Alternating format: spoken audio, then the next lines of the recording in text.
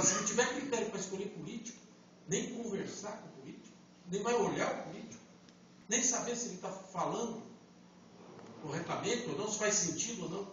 Então, nós queremos estreitar cada vez mais. Nós precisamos ter essa relação cada vez mais perto, para poder se sentir representado. E o nosso trabalho é esse trabalho de representação na região. Nós fazemos um trabalho muito forte.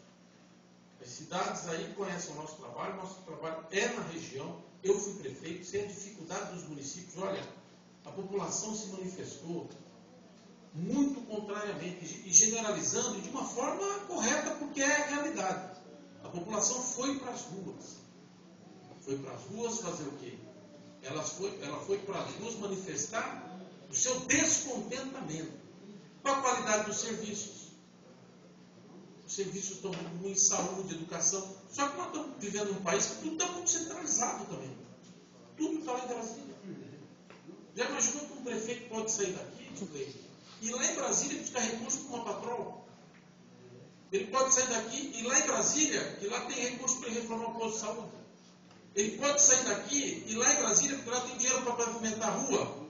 Mas por que esse dinheiro está lá? Por que já não está no município? Hoje os impostos que a gente paga, 62% fica em Brasília. Só 13% nos municípios. E 25% nos governos do Estado. É muita injustiça.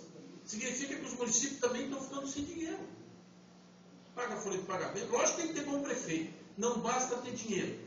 E sem dinheiro fica mais difícil. Tem que ser bom prefeito. Tem que cuidar bem da saúde, tem que fazer gestão. Só que o fato é que não dá para ficar buscando dinheiro lá em Brasília. O dinheiro já tinha que estar aqui.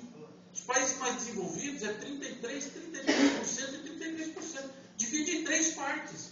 33% fica com o governo federal, que tem mais é que fazer normas. Não precisa estar executando. Não precisa o governo federal dizer, olha, vamos dar dinheiro para contratar médico. O dinheiro já tinha que estar no município.